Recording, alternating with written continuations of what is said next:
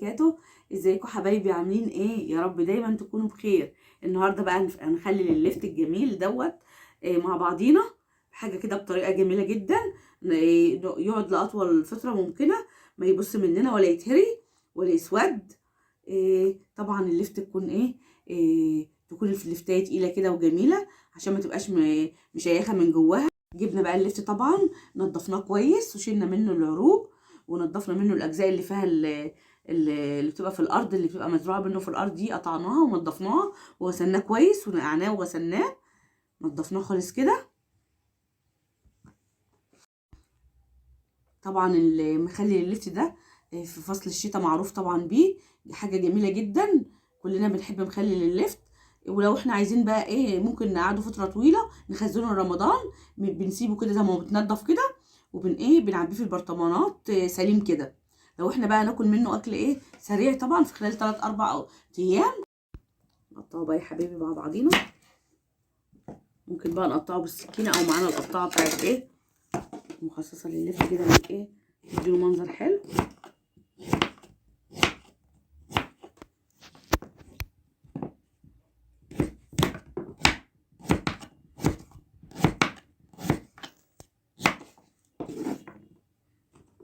طبعا التقطيع اللي تحبوها ممكن برضو بالسكينه.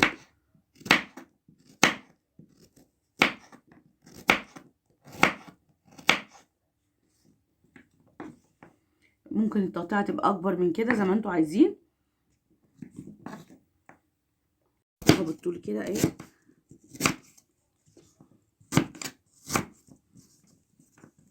زي بتاع المحلات كده.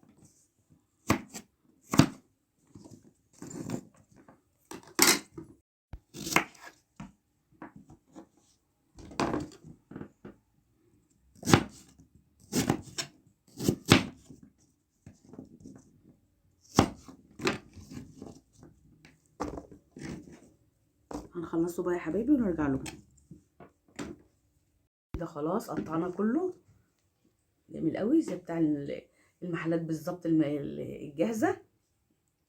هنحطه بقى، حاطينه بقى في مصفى كده، نحطه تحت حاجه عشان اما ينزل الميه بتاعته اللي احنا هنرش بقى عليه كده 3 معالق ملح كبار.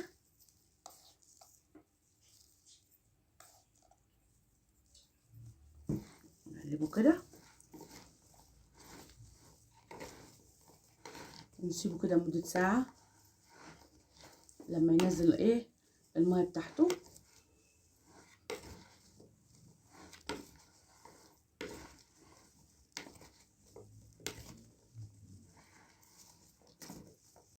كده بعد مرور ساعة سيبنا بقى اللفت لما نزل المية بتاعته ديت.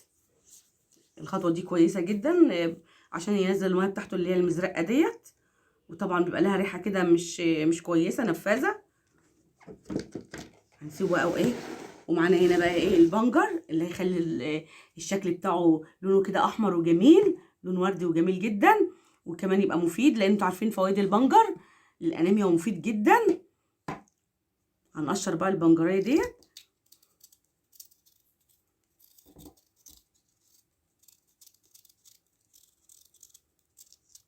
هنقشرها ونرجع لكم.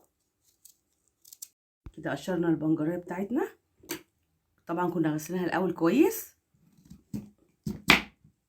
نقطعها كده طبعا بفضل احط عليه البنجر عشان يزيدوا من القيمه الغذائيه بتاعته ويدوا له لون جميل جدا، يفتح النفس كده، حاجه تبقى تفتح النفس كده.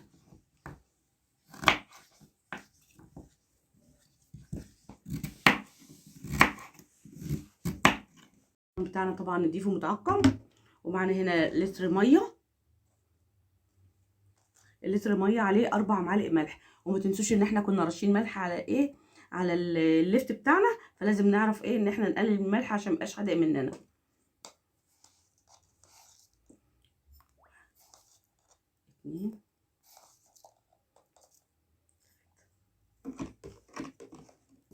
وهننزل برضو كمان بربع كده فنجان من الخل.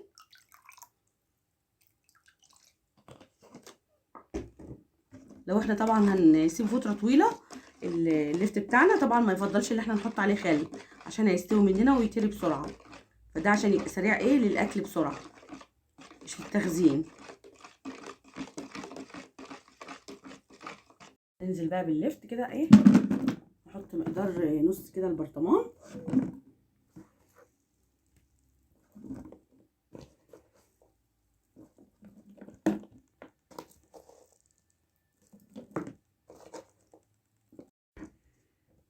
وننزل كده بقى بشرايح البنجر.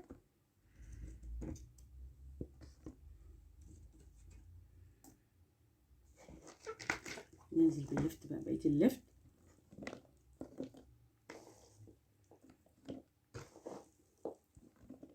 وننزل بقى ببقيه الشرايح بتاعه البنجر.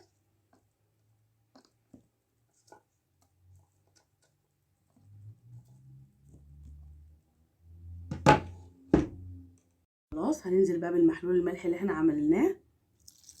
بسم الله، ونشوف بقى ياخد مننا قد ايه ميه.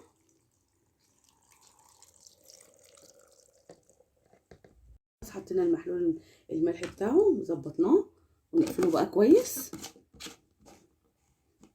3 4 ايام بقى ونرجع لكم يا حبايبي نشوفه مع بعضينا. بعد 3 ايام بقى يا حبايبي هنفتح بقى على اللفت بتاعنا الجميل. هنحط كده منه ميه البنجر الجميله ديت، الميه بتاعته،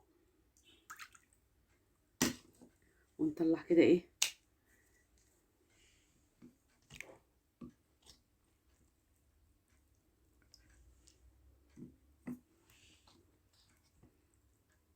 ده البنجر اللي احنا كنا حاطينه على الوش.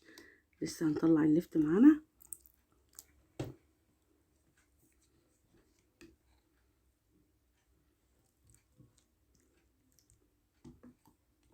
شايفين الجمال؟ تحفه، لا مهري ولا حاجه.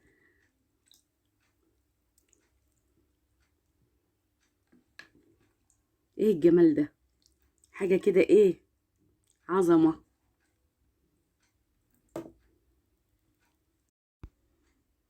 شايفين الجمال يا حبايبي؟ حاجه كده جميله جدا تفتح النفس، وحاجه برضو مفيده. البنجر برضو خدنا الفوائد بتاعته، مفيد للانيميا جدا. اشتركوا بقى في القناه وفعلوا الجرس عشان يوصلكوا كل جديد، واعملوا لايك للفيديو فضلا وليس امرا. والسلام عليكم ورحمه الله وبركاته.